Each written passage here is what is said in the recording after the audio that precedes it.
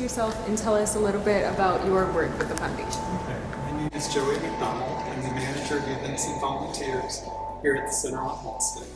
My job is to help put together any event that we have. I do all the logistics up front, and then I coordinate the day of. And I'm also responsible for getting volunteers to work at every event that we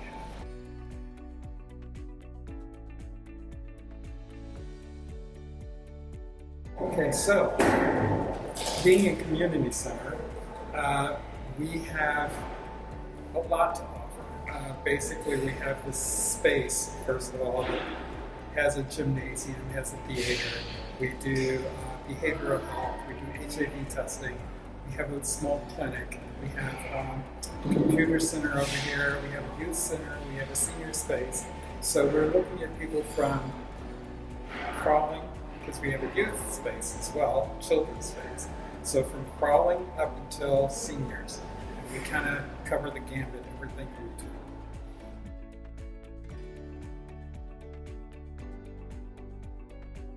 So a lot of our youth are homeless. So we offer health. We help them get connected to healthcare.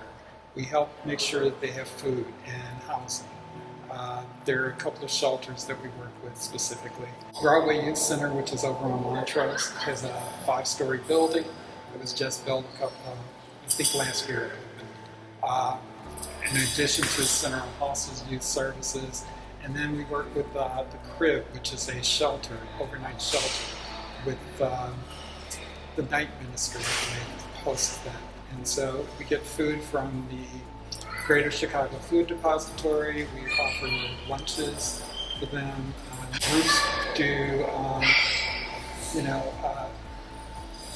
little packets of essentials, toothbrush, toothpaste, soap, towels, all kinds of things, t-shirts.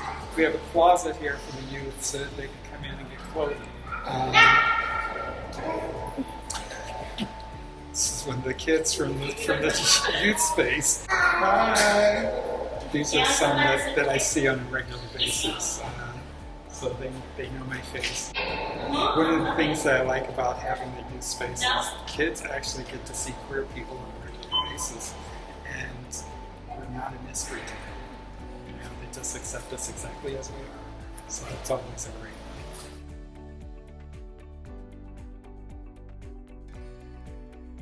For the senior center, it's an actual senior center down the street.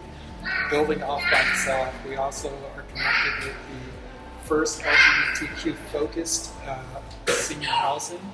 And so we've got senior housing, and we offer all kinds of things. There's classes for them. They have yoga. They have people coming in to check their health and well-being. This is on a regular basis. During COVID, we also started a food pantry. Actually, one of our volunteers started a food pantry. And we did that for the entire stay-in-place, shelter-in-place time. I'm the volunteer coordinator. There's you go to our website and you look at how to get involved, and it says volunteer. You click on volunteer, it'll take you to a registration page.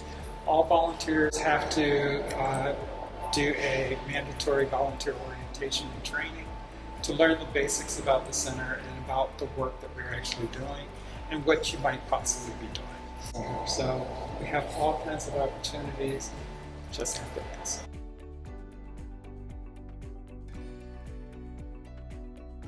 After we opened up, we realized that it kind of also made us feel like we were unapproachable for some communities. So we've had to do a lot of outreach to the south side, to the northwest side, to the west side, because they didn't feel like this was their community. So we've done some outreach. We've opened up an office on the south side. We're doing work with other organizations on the west side and the northwest side to help bring people over to us and say, hey, this is everybody's neighborhood. We know that historically it's been a cis gay white male kind of community, but this is everybody's space. So think of it, the center is home, and so everyone can come home. The neighborhood is changing, not as quickly as I would like to see, but people are starting to feel more comfortable being in this neighborhood. I know I lived in this neighborhood back in the early 80s, and I didn't like it then because it's like it just felt, I didn't feel comfortable all the time, but it's where I wanted to live. Really weird situation to live in a neighborhood where you felt comfortable in the nightlife but not comfortable in the daylight. So.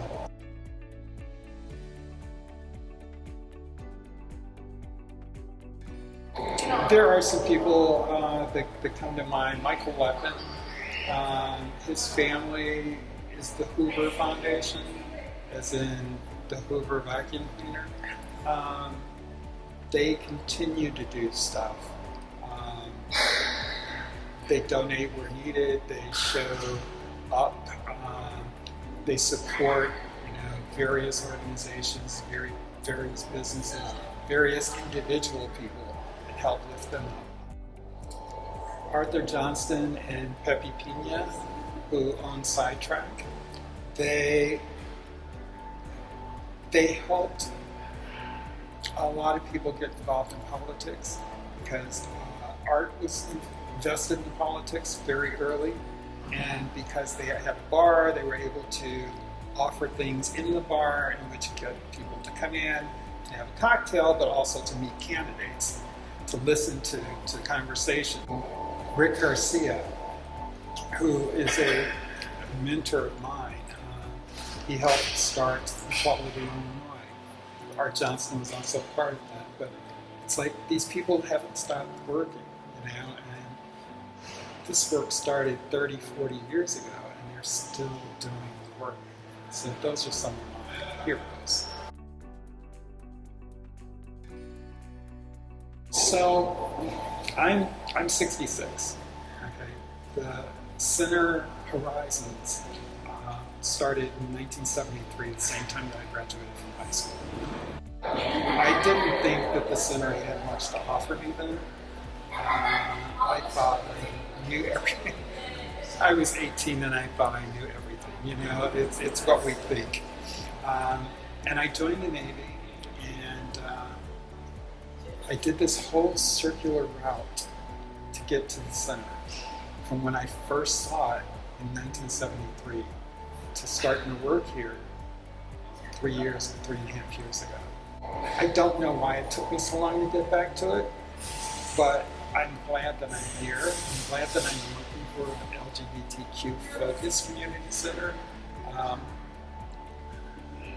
I thought that I had done all the work that I was going to do community-wise, because I've worked for a couple of organizations, but there's still work to do.